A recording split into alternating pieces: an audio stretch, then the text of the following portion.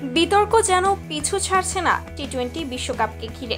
ভারতকে একতরফা সুবিধা দেয়া নিয়ে ক্রিকেটীয় এই বিতর্ক বেশ পুরনো। তার সাথে যোগ দিয়েছে সাবেক বিশ্ব চ্যাম্পিয়ন শ্রীলঙ্কার অভিযোগ। টি-20 বিশ্বকাপের চলতি আসরের শুরুতেই বিতর্ক।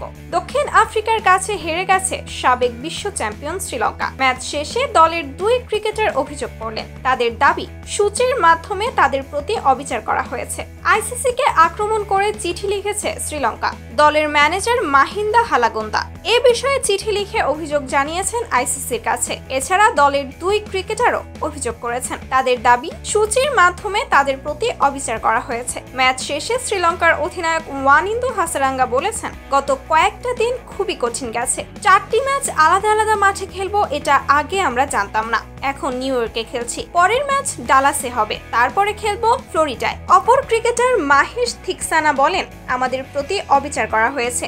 এই ম্যাচের একদিন পর আমাদের খেলতে হবে, আর আমাদের 4টি আলাদা আলাদা মাঠে খেলতে হবে। আমাদের দীর্ঘ সময়ের যাতায়াতের কারণে একটি অনুশীলনও বাধ্য হয়ে বাতিল করতে হয়েছে। তিনি বলেন, আমরা ফ্লোরিডা বা মায়ামি থেকে যে বিমান ধরেছিলাম তার জন্য আমাদের 8 ঘন্টা অপেক্ষা করতে হয়েছে। আমাদের রাত 8টায় বেরোনোর কথা ছিল, কিন্তু আমরা ভোর 5টায় বিমান ধরেছি। এটা তো অবিচারী, কিন্তু খেলতে নামলে এসব নিয়ে মাথা ঘামালে চলবে না। থিকসানা বলেন, হোটেল থেকে অনুশীলনের মাঠ 1 ঘন্টা 40 মিনিট দূরে। আজও আমাদের ভোর 5টা নাগাদ উঠে পড়তে হয়েছে।